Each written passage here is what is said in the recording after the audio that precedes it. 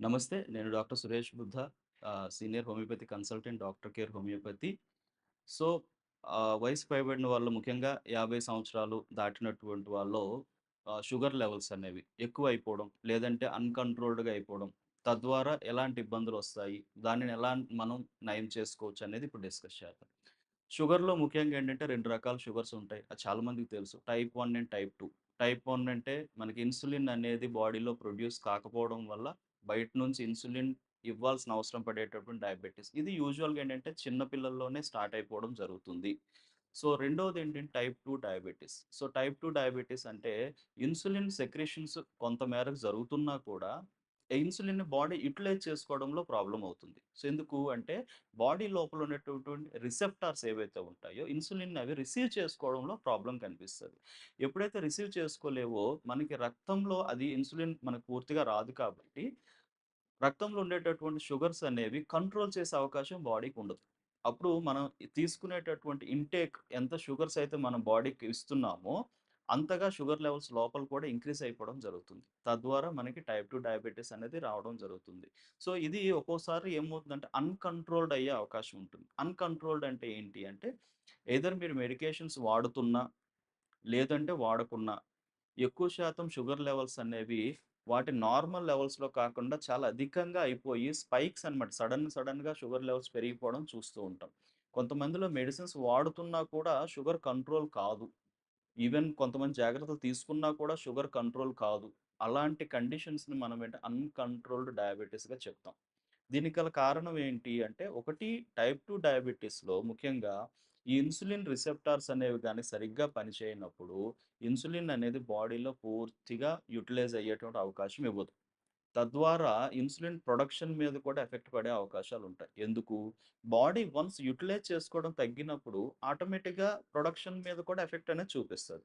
So, production ఎప్పుడైతే తగ్గిపోతూ ఉంటుందో ఆటోమేటిక్‌గా షుగర్ లెవెల్స్ అనేవి అన్‌కంట్రోల్డ్‌కి వెళ్ళిపోతాయి. ఒకటి. రెండోదేంటంటే మెడిసిన్స్. కొంతమంది అంటే ఎప్పటినుంచో ఒకటే రకమైన మెడిసిన్స్ వాడుతూనే వెళ్ళిపోతూ ఉంటారు. ఈవెన్ 5 ఇయర్స్, 10 ఇయర్స్, 20 ఇయర్స్ కూడా వాడుతూ ఉంటారు.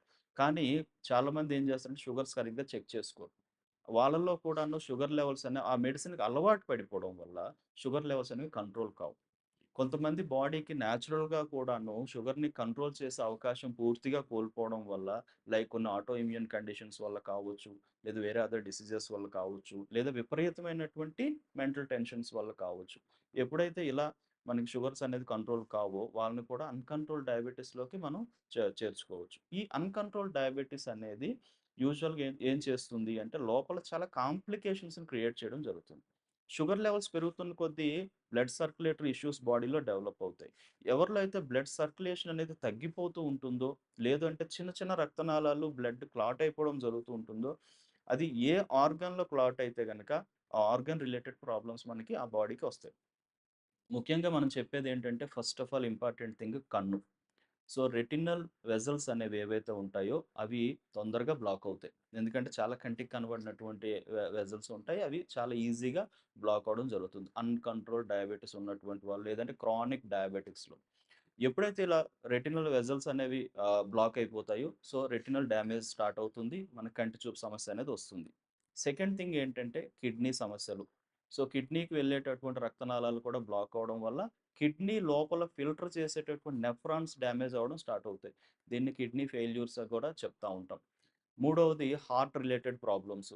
కార్డియాక్ మజిల్స్‌కి వెళ్ళేటటువంటి రక్తనాళాలు కూడా ఒకేషనల్ ఎప్పుడైనా కూడా బ్లాక్ అవ్వచ్చు. దీనికి షుగర్ ఎంత కారణమో, బీపీ కూడా కారణం అవుతుంది. థైరాయిడ్ ఇష్యూస్ ఉన్నటువంటి వల్ల కారణం అవుతాయి. మెంటల్ స్ట్రెస్ ఎక్కువ ఉన్నటువంటి వల్ల కారణం అవుతాయి. సో, ఇవన్నీ కూడా కొలెస్ట్రాల్ లెవెల్స్ ఎక్కువ ఉన్నటువంటి వాళ్ళు కూడా కొంతమేర కారణం అవుతాయి. సో, ఇవన్నీ కూడా చెక్ చేసుకోవాలి. వీటితో పాటు కొంతమందికేంటంటే కాళ్ళల్లో గ్యాంగ్రీన్ లాంటివి రావడం, అల్సర్స్ రావడం, లేదంటే డయాబెటిక్ న్యూరోపతి అంటాం. లైక్ కంప్లీట్‌గా కాళ్ళకి వెళ్ళేటటువంటి రక్తనాళాలు బ్లాక్ అవ్వడం వల్ల అక్కడుండే నెర్వ్స్ డ్యామేజ్ అయిపోయి, పాదాల్లో మంటలు, చురుకులు, గుచ్చుకున్నట్టు అనిపించడం, తిమ్మిర్లు పట్టడం ఇలాంటి సింప్టమ్స్ అన్నీ చెప్తారు. ఇవన్నీ కూడాను మనకేంటంటే ఈ డయాబెటిక్ న్యూరోపతిలో కనిపించే లక్షణాలు. సో, నరాలకు సంబంధించినటువంటి వీక్‌నెస్ రావడం వల్ల మగవాళ్ళలో ముఖ్యంగా ఇంపార్టెన్సీ అనేది ఎరెక్టైల్ డిస్‌ఫంక్షన్స్ లాంటివి కూడా డెవలప్ అవుతూ ఉంటాయి. సో, ఇవన్నీ కూడా షుగర్‌లో కనిపించేటటువంటి ముఖ్యమైన కాంప్లికేషన్స్. సో, వీటి నుంచి ఎలా బయటపడాలి? సో, హోమియోపతి వైద్యం ద్వారా ఏం చేస్తామంటే బాడీ యొక్క రెగ్యులర్ మెటబాలిజం ఏదైతే నడుస్తుందో, షుగర్‌ని కంట్రోల్ చేసేటటువంటి ప్రాసెస్ ఏదైతే నడుస్తుందో, దానిని మళ్ళీ హోమియోపతి మందులు ఇవ్వడం ద్వారా నేచురల్‌గా దాన్ని స్టిమ్యులేట్ చేయడం జరుగుతుంది.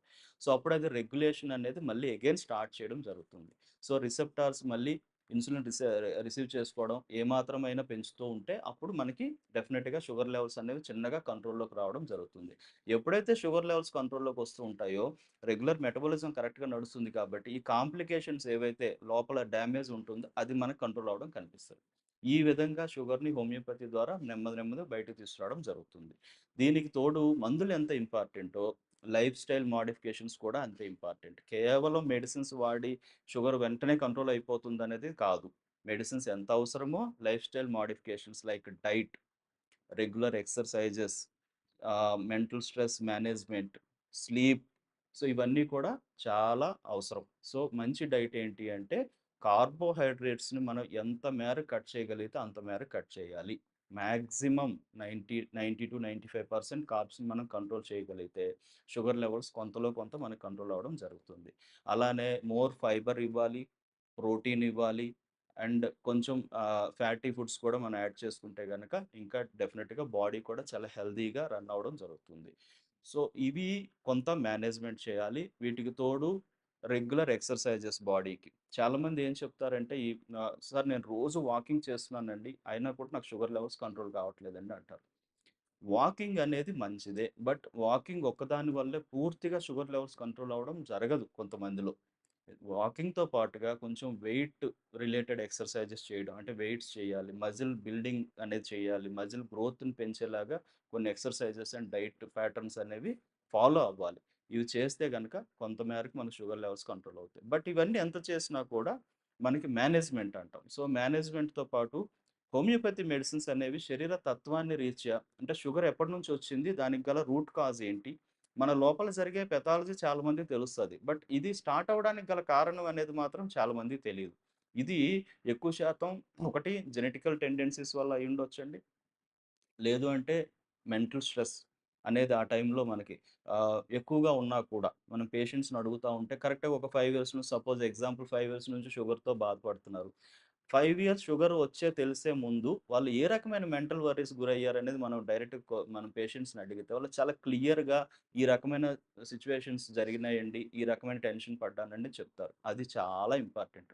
సో, హోమియోపతి వైద్యం ద్వారా ఈ యొక్క రూట్ కాజ్‌నిగా తీసుకొని అలానే దాన్ని మెయింటైన్ చేసే ఫ్యాక్టర్స్ ఏమున్నాయి వీటన్నిటిని పేషెంట్‌కి ఎక్స్‌ప్లెయిన్ చేసి ఆయన శరీర తత్వం బట్టి మందులివ్వడం జరుగుతుంది. ఇది మన ఇమ్యూనిటీని ఇంప్రూవ్ చేసి మళ్ళీ షుగర్ యొక్క ప్రాసెస్‌ని రెగ్యులేట్ చేయడం జరుగుతుంది. అది ఎప్పుడైతే కంప్లీట్‌గా రెగ్యులేట్ అవుతదో, షుగర్ మనకు కంట్రోల్ అవ్వడం జరుగుతుంది. దీనికి తోడు మనం డైట్ అండ్ ఎక్సర్‌సైజెస్ ద్వారా మనం సపోర్ట్ చేస్తే గనక డెఫినిట్‌గా షుగర్ యొక్క లెవెల్స్ ఎప్పుడు కంట్రోల్‌లో ఉంటాయి.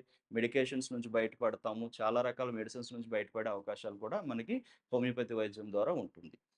సో, షుగర్ గాని, sugar related problems, uncontrolled diabetes కావచ్చు. సో, ఇలాంటి లక్షణాలతో ఎవరైతే బాధపడుతున్నారో, వాళ్ళు కిందన స్క్రోల్ అవుతున్న నంబర్‌కి కాల్ చేసి, డాక్టర్ కేర్ హోమియోపతి క్లినిక్స్‌లో డైరెక్ట్‌గా మీ రిపోర్ట్స్ తీసుకొని డాక్టర్ గారిని కన్సల్ట్ అవ్వండి.